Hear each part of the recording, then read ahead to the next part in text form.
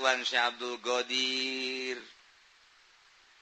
A'immatul Arba'ah termasuk mazahibul arba'ah termasuk itu diurang ahli-ahli Allah nublah dina pisan atuh Syekh Asnawi caringin ahli batin belajar ibadah teh kanu kos kitu ulah kanu sok make sapari belajar proposal teu maka dinya mah atuh. Jadi parantina urang lamun deuk nanyakeun ka mana jalur proposal ulah hese-hese ya kipudoli nanyakeun coba ka mana jalurna gitu nyana minimal nyaho lah walaupun nyana henteu minimal nyaho lah engke nyana ge menta sekian persen gitu lumayan kan tah jalur-jalurna lamun urang deuk nanyakeun soal gitu yayasan atau ayat tak kiai nu nyaho jurusan yayasan urang mampan kuari neugieun yayasan teu bisa sanajan hayang ge ka mana kuduna ngusulkeun ka mana ya badan hukumna teu bisa hese kana teu bisa dek ngaji pikir hayang nyaho ye coba patul muin ka mana aya parantina ngaji alfiah aya parantina ngaji alat johar maknun mantek dan suwiwetan aya parantina hayang ulah teriak ditembak Cisoka aya ke Cisoka tang adaharan pelor ayo tadi aya hayang ayo ngoirit pelet atuh aya aya saparantina peminatna loba teh nu karitu mah peminatna loba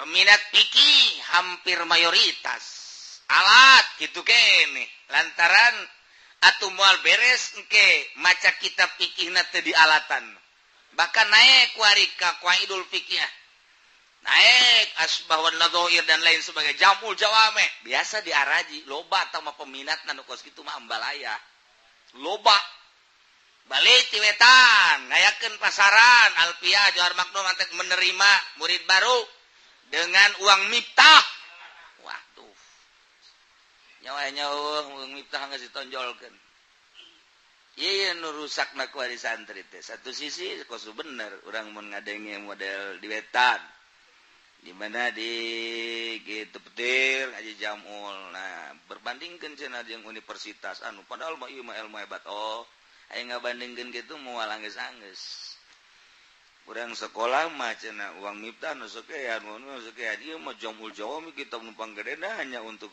ya sekian dibandingkeun jeung ilmu ngabandingkeun kitu mah moal anggeus hayu bae banding-banding gitu engkena untung rugi ka dituna kan jadi berarti kan jual beli ekonomi tuh kan mal beres asal geus kos gitu mal beres nah loba tamata geus mampu fikih geus mampu usul fikih geus mampu alat geus mampu tafsir begitu mustalahat tafsirna geus mampu kemudian mustalahat hadis jeung hadis-hadis geus mampu ieu jang naon ieu ilmu kan jang pakeun jang diamal al ilmu bila amal kasajarin bila samar jadi kudu istiqomah tadawamul ilmi wal amal nah ngadawamkeun ilmu jeung amal nu supaya ngrenyed hate teh sesuai jeung dina Al-Qur'an wa idza tuliyat alaihim ayatu zadatsum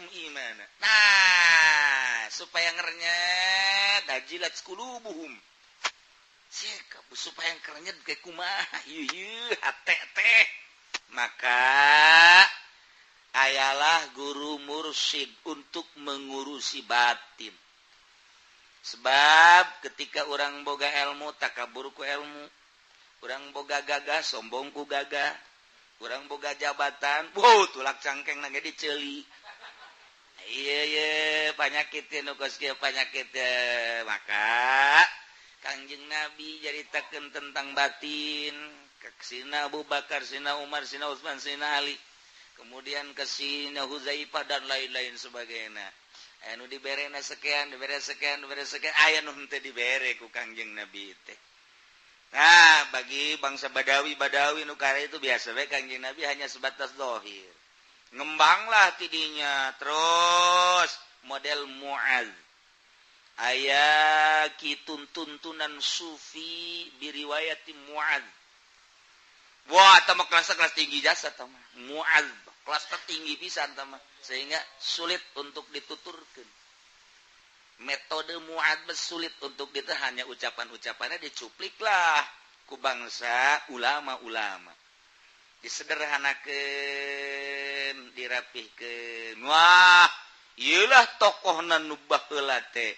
Ti mimiti Sina Husein terus ke handap datang ka Syekh Junaidil Baghdadi Syekh Sikti Syekh Marufil Qur'i. Terus datang ka dia Bahauddin An-Naqsabandi, terus Yusuf Al-Hamadani. Tah etalah pengembang guru-guru mursyid. Terus kabelah dia Imam Abu Hasan As-Sadzili, kemudian atuh Syekh Athaillah, Imam Mursi. Waduh. Eta urang lamun ulang dongeng-dongeng kos kitu tah ahli-ahli batin. Urang hayang seuri na aya, anehna aya. Mana keanehanan eta ketika urang nyaritakeun kitu Imam Abu Hasan As-Sadzili begitu hayang guru Imam Mursi guru Syekh Athaillah datanglah ke Mesir di Tunis nyana gerge eta urang hayang seuri na aya. Aing deuk neangan Allah kumaha nu sabenerna Allah. Imam Mursina ka jero Pak. Teu luar dicoba hayang nyaho kasabaran datang ka mana. Kos kitu lah ngaji batin. Nah, bener budak gagalendotan di umur genep atau 7 tahun, bari nyekelan beheung baju kieu. Cek nyana teh, hehe, dek dagan Allah, cek gelan. Allah aya di jero hate, urang teh angan. Nyana kaget, cik. Budak leutik dijeueun ka hate aing. Aing mah geus kolot eta kan anak saha eta kan eta. Masyaallah. Cerita Syekh Athaillah terus dujieun hikam terus kabelah dieuna itu Imam Ghazali terus berkembang maka lobalah jalur aya Qadiriyah aya Naqsabandiyah aya Qadiriyah wa Naqsabandiyah aya Tijaniyah aya deui Utsmaniyah aya deui Mu'adziyah aya deui Rifaiyah aya de terus ka Syafi'iyah, Malikiyah, Hambali, Ghazaliyah, terus toriko intina akur untuk membersihkan batin hanya metode nu beda carana pembagianna sesuai jeung hadisna panaya hadisna calikna aya hadisna silana aya hadisna kemudian pereumna aya hadisna aya mun jelas-jelaskeun geus kudu bae lanan ieu mah carita. Kemudian atuh aya hadis Kangjeng Nabi nyaritakeun lelembutanana atuh aya dina Al-Qur'an aya dina hadisna rapih urang lamun ningali riwayat dina buku Thariqah rapi amat ucapan Kangjeng Nabi riwayat anu kieu riwayat anu bener tuh ieu keur carita guru batin teh supaya ka Allah bae hate teh per detik teh ka Allah. Awak bisa bareng jeung manusia, awak bisa bareng jeung makhluk, awak bisa bareng jeung sahabat, hate tetep jeung Allah supaya kitu tah. Apa bisa? Eta lah urang kadang-kadang pertanyaanna kodos kitu. Apa bisa sih? Atau emang urang mah pan khusu. Khusu teh kieu maksudna lamun dahar teh emang pikiran ka dahar, beuteung ka dahar, nanaon kata jadi khusu. Ieu teu ka mana-mana pan. Nah, geus khusu teh urusan kos kitu urang mah. Urusan motor, urusan mobil, urusan dahar, urusan imah, urusan kawin. Eta harus ieu mah neuk dika Allahkeun bae. Nah, kanyahoan lah ku guru mursyid anu geus guguru deui ti guruna teh. Lah intina mah ti Kangjeng Nabi lah. Nah, kuari mah manehanana teh geus bisa nganyahokeun bahwa panyakitna yakni awaikna nu enggeus kanyahoan opat lah cek Imam Ghazali. Aya tambahan nu genep, aya tambahan nu 7, aya nu ngurangan ti opat, kembalina tetep ka opat-opat keneh. Hiji dunia dua makhluk, tilu nafsu, opat setan. Iyalah nu kudu diarahan ku urang. Ngalengitkeun dunia zuhud berarti. Mulai urang zuhud teh tapa tina dunia. Tapa dihandapeun tanggal caringin hayang pesok koneng mah gampang. Gampang teh mah. Komo di tanggal caringin Golkar mah wah aju meunang bae eta mah geus. Dek pesok lain pesok koneng pesok hejo ge meusah eta mah. Koneng dan wah.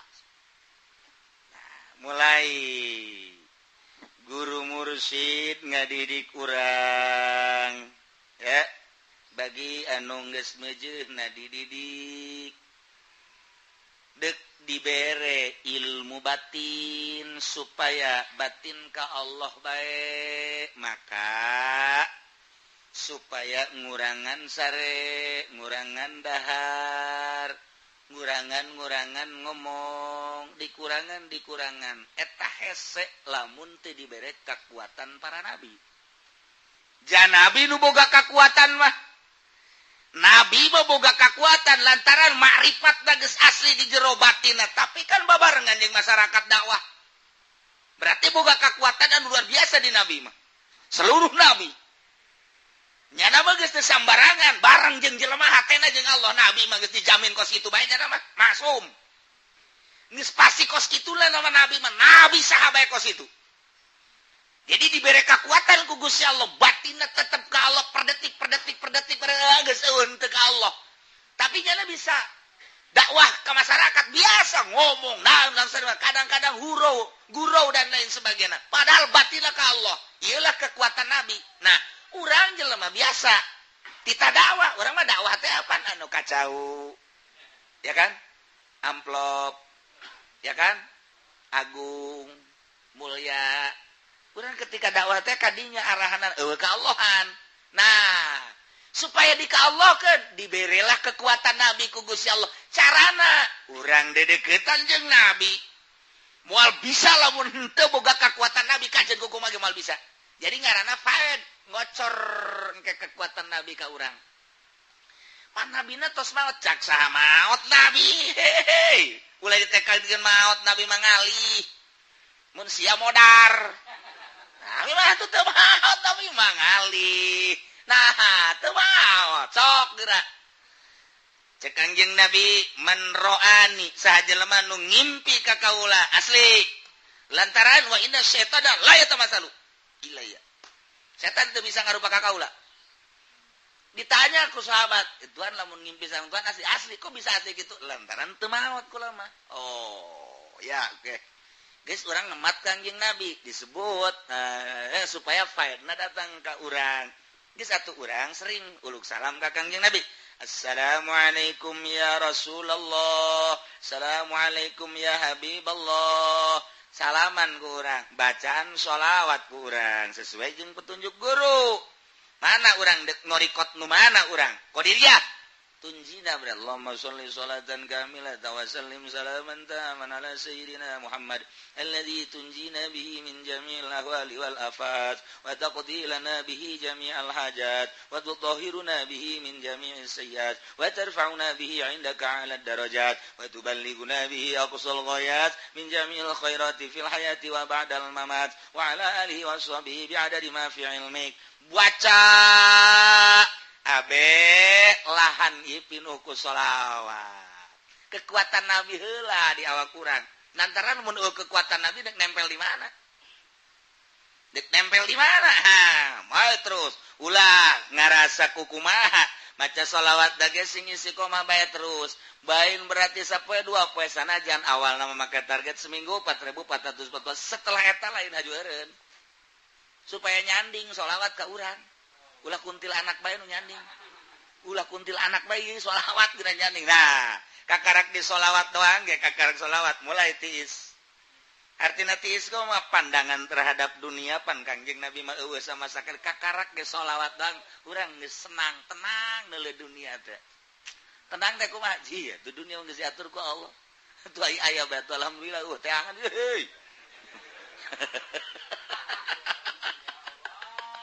Satu beres sholawat dan nyanding berarti kita sholawat ka urang kan kekuatan Nabi dipindahkan ke orang lain dipindahkan menta hakikat mah menta kekuatan nabi coba atuh lamun teu boga kekuatan nabi dakwah moal kuat kan moal kuat dakwah emang kumaha tuh mun teu diberi kekuatan nabi sare ngan syukur sajam atau setengah jam mana kuat sih tapi nabi mah kan teu sare nabi mah galbuhu lam yanam walainu kana sakadeulina kurang sare dan teu andai kata teu sare-sare ge masalah ngan nyana bersyariat bae jang urang supaya urang nurutan Kangjeng Nabi Kangjeng Nabi mah usatun hasanah andai kata teu sare-sare masalah Kangjeng Nabi mah nah urang teh dihayang boga kekuatan nabi iya urang maca sholawat terus salat supaya teger kekuatan nabi aya di diri urang encan waka zikir nama lain cara torekat kos kuari bo asal datang ke guru ku torekat beak ayo ilallah ah beres macet mah pan aneh torekat sika embe heran aing mah kesnya bulan hareup eta kudu ditebus pakai emas berapa gram 100 lah jang naon atuh mama ieu mama mursyid dikawin mama mama mursyid di kos kieu ya salah jurusan malah titah ulah aya kos kituan ulah aya nah ayo terus salawat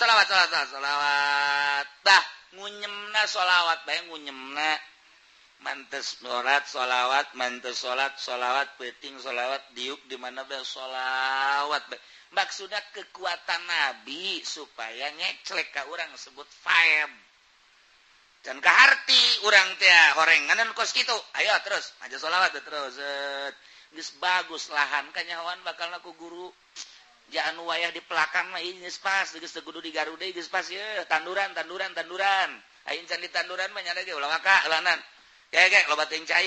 Kocorkeun caina. Weh, waduh. Ieu tatangkalan jaradi. Bener. Atuh petani ge nyahoeun, petani. Geus bagus ieu mah wayah ieu. Ya. Aing can wayah henteu. Hayu sholawat lah. Terus beres. Kakak aku hari dibere zikir. Baca. Carana kieu lah. Karak tahap awal. Mulai tahap awal. Baca pada sholat sekian.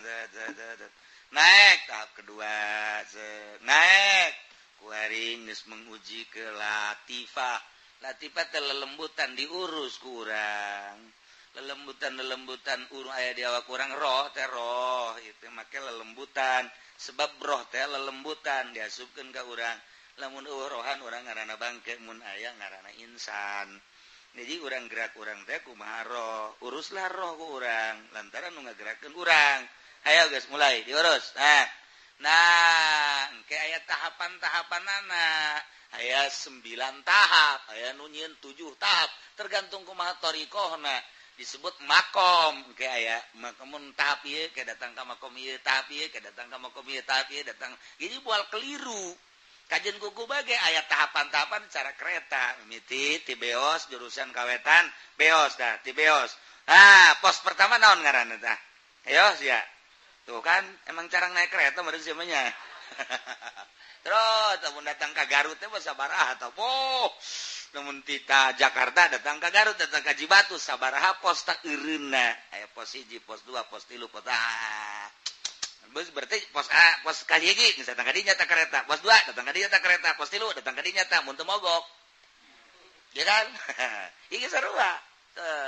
Beli toriko pos 1 kadinya pos 2 kadinya pos ayat tahapan mantak kanyahoan kos pencak kanyahoan kembang sia kajian kumaha datang ka kembang ngeusikeun dah ya tahap awal tahap kedua itu kanyahoan tuh jadi zahir kanyahoan batin ge kanyahoan ku pendidik wa kanyahoan datang kadinya lah geus mulai wari dididik batin dididik.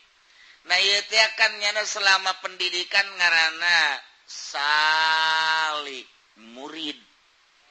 Ngaranna murid naik jadi salik dalam masa tahap dididik. Tak eta teh kan nyana jadi jeung henteuna encan kanyahoan tah ngurusan batin.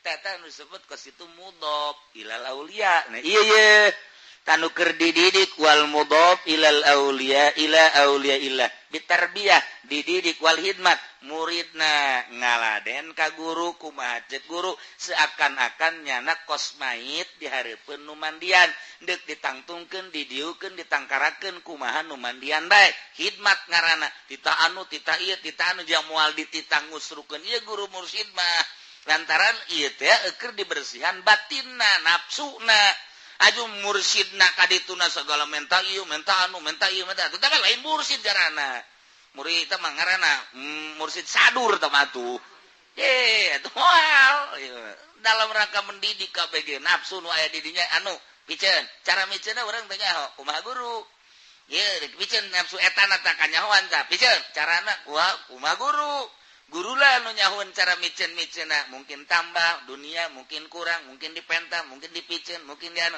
hanya guru nyaho hese tah mah kosit olah batin hanya ahli batin lah nu nyaho nyana teu meunang nentang kok kieu amat teu meunang kitu lamun aya kurang narima nentang demo moal jadi dina batin geus moal jadi bae geus wajib pindah guru nah ieu hidmah nah ieu lu hese get tengah hidmah tarbiyah mah terus ya ayo dalam rangka tarbiyah ya ayo terus nu mantak eueuh anu teu seseleh urusan guru batin non belajar batin teh sesele udang penting teu meunang henteu udang geus udang salat ai guruna mah hees bae eta pan hendak eta ka urang ai aing tita udang tita salat aingnya da kerek di deukeut urang ker atuh lain tibalik bae nyana hees urang hees nyana salat urang hees geunah menteu pan guru mursyid mah kos kitu urang mah tita udang salat nyana na kerek kadang-kadang subuh ge lambat loba tah guru mursyid kos kitu tah masalah emang nyoba teh hese jasa nyoba pokona mah suudzon ka guru bahaya suudzon ka guru mursyid geus bahaya neuk kaleungitkeun nafsu nu aya di awak urang kok bisa haju urang teu suudzon pan dididik ye sakabeh perkara nu kaluar tina aturan Allah hirup nang Allah paeh nang Allah sugih nang Allah susah nang Allah gerak urang menang Allah cicing urang menang Allah patali jeung diri urang patali jeung batur ketika urang amprok jeung batur eta teh nang amprokeun Allah sasalaman nang nyamalamankeun Allah urang kaciduhan ku batur nang nyiduhan Allah ketika urang ditajong nang najong Allah nah ieu teh tak deuk didatangkeun ka sadarna dicobakan ku guru mulai guru bangun api lain bae asal ka urangna aju suudzon we geus turun bae can jadi berjamaah yo nungguan bae guruna teu datang hees belum teh guru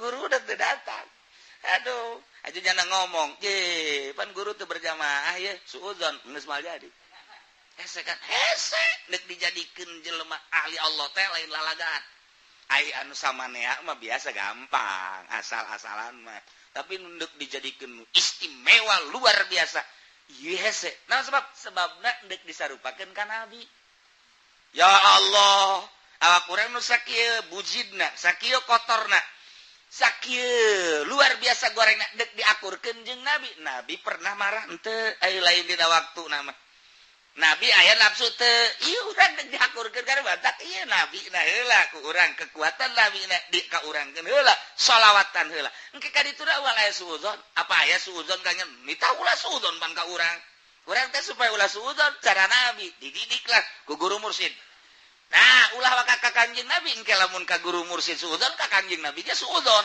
asal geus suudzon ka kanjing mah moal beres dik dibersihan heula kabeh ge jam meunang Allah tah kabeh menang Allah sok gerak kabeh ge menang Allah hirup nang Allah maot nang Allah sehat nang dibere ku ari heulanan nu asli ti Allah tanpa aya embel-embel guru heula cak pikiran urang teuk bae dibere susah mulai urang ngagunakeun hate kumaha alhamdulillahirabbil alamin kamari dibere sugih ku hari dibere susah sugih nang Allah susah nang Allah atuh urang mah ngan sakadar kudu narima keur sugih kudu narima keur susah kudu narima geus lah alhamdulillah lulus sehat nang Allah gering nang Allah keur dibere sehat biasa bae keur dibere gering mikir sehat kan pamere Allah, gering kan pamere Allah. Batik narima urang mah. Narima karena sehat, narima karena gering, jaka kabeh ti Allah. Jalain la eueul menang ti Allah, sugan ieu mah sehat ti Allah, gering mah lain ti Allah, lain. Eta kamari teh kahujanan, aya hujanna menang saha? Aya hujanna menang saha? Isi hujanan menang saha? Digeringkeun teh sabab hujan, geus ulah make sabab-sabab menang Allah, titik. Panjang di kadinya dinyama, narima kuari abdi, narima Gusti, sehat teh ti Gusti. Abdi kuari dibere gering ku Gusti, abdi narima lulus. Namun kieu mah, ya Allah, ya Rabbi, aduh, abdi geus dope ku Gusti dibere muriang. Ku asana Gusti kunaon dibere muriang atuh abdi Gusti tolol sih kunaon-kunaon ka aing atuh aing pangeran. Sia kunaon-kunaon ka aing, paehan bisa ku aing sia. Ulah kitu tuh kan. Nah, urang digilak tah. Eta teh kebersihan eta. Deuk kebersihan eta. Mulai. Aya jelema nu datang ka Waalaikumsalam. Aduh, masyaallah Mang Haji sono ka urang teh geus beres, urang diciuman segala rupa mere duit ka urang. Alhamdulillah, gerak Allah. Menang 2 poe. Tolol sia. Ka aing sia kamari kapanggih itu nanya. Dasar sia. Bolon sia. Yo. Urang aing disarekan kudu kos kitu.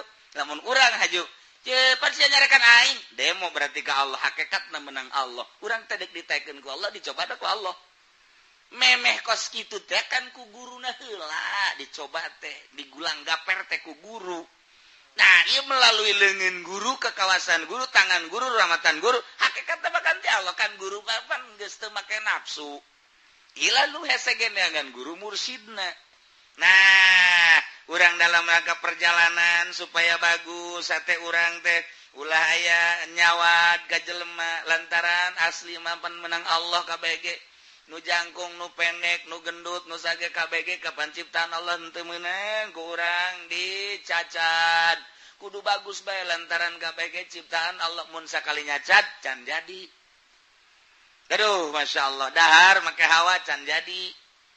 Kudu naon sesuai jeung perintah Allah niatan jang ibadah tuh kan mantap kaditu nama kege model urusan batin mah model teh kieu kamari mah dahar teh wajar sakumaha biasa geus salatna ge wajar ketika manehanana dahar jeung tamu rada loba ngahormat ka tamu salatna kudu rada loba doa ka Gusti Allah ya Rabbi alhamdulillah abdi dibere nikmat dahar ku Gusti kemudian abdi teh aya ngahormat ka tamu. Nah, tina gede dahar abdi jeung babarengan jeung tamu, nu biasa abdi tahajud 20 rakaat lantaran daharna abdi 2 piring, abdi bade 40 rakaat. Teu masalah. Lantaran hirup lain jang dahar tapi dahar jang hirup. Eta teh bahasa muad eta teh. Urang sing hade ulah hirup jang dahar, ulah hirup jang nginum, ulah hirup jang sare, tapi dahar nginum sare jang jang awak jang ibadah. Yang hirup, maksudnya hirup yang ibadah. Tuh. Mantak aya nu nyarekan ka Imam Ghazali satu ketika. Ghazali, bejana maneh teh ngomong-ngomong ulah cinta dunia, pan maneh mah cinta dunia. Aing mah pangcintana ka dunia. Tuh pan hese urang ngomong. Nyana di Minhajul Abidin dia ulah cinta dunia. Kira-kira bangsa di jatanya mah ku muridna. Pan mama bangun cinta ka dunia. Saha nu teu cinta? Kula pangcintana terhadap dunia. Caknya. Aju kumaha eta teh ngaluruskeun omonganana atuh pan dina kitab mah beda. Henteu beda. Akur jeung kitab-kitab. Eta dina kitab cenah ulah cinta dunia kok jadi cinta. Kumaha lebahna. Hese jeung Imam Ghazali mah. Maksudna kumaha lebahna? Kieu. Ari sia eta hirup menang saha? Menang Allah. Ai kuatna hirup eta kudu make naon? Dahar. Ai sia dahar cak sia dahar dunia ta lain. Dunia. Sanggeus sia dahar eta bisa henteu dahar lamun henteu dagang. Atuh henteu nu dagang nu tani nu mah tani dagang. Eta kos kitu. Cicing mete Imam Ghazali. Ya, kan cinta dunia, cenah cek Tuhan ulah. Saru cinta dunia. Mereka deui, sia can kaharti meureun. Sia hirup apa pae? Hirup cek cenah teh.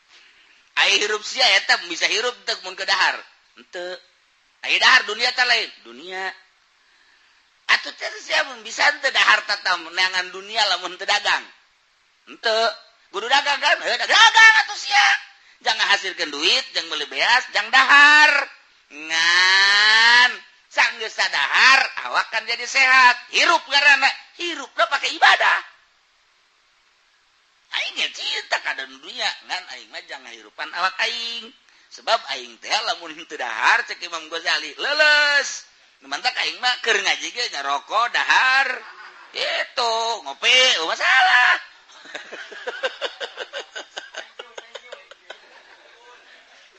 kan jadi eta kumaha eta kasih bola oh cek Imam Ghazali siapa pan keur dididikan ayo urang pendidikan tah masa pendidikan mah can kahartieun mantak bitarbiyah ieu tah ieu keur carita muka karaknya lande kawali moal ka kaharti atuh lantaran janana encan ngarasakeun ke geus boga rasa sanggeusna eueuh cinta dunia nu mana nu ulah dicinta ja ai dunia nu jang pake dahar urang jang hirup urang mah nu hirup urang teh jang pake ngabakti ka Gusti Allah atuh teh mah kudu mantak ulah kaget lamun deuleu kiai gembul daharna atuh emang watak bae tah meureun iya urusan batin kan jadi kan lain urusan nyaritakeun pake dahar tapi kan urusan batin ngan efekna engke efekna ka dahar ka nginum ka sarek ngan ai encan dididik mah teu kaharti bae aju ka ditu teh suudzon bae cinta dunia nya segala mobil segala BHS segala naon deh wali nu kos kumaha wali mah Nurudin nya wali Rudin wali si Nurudin lah maka tambal tepil untuk boga naon untuk boga sendal sabelah lain los ciuman ku sia atuh aya kos kitu wali mah teangan tuh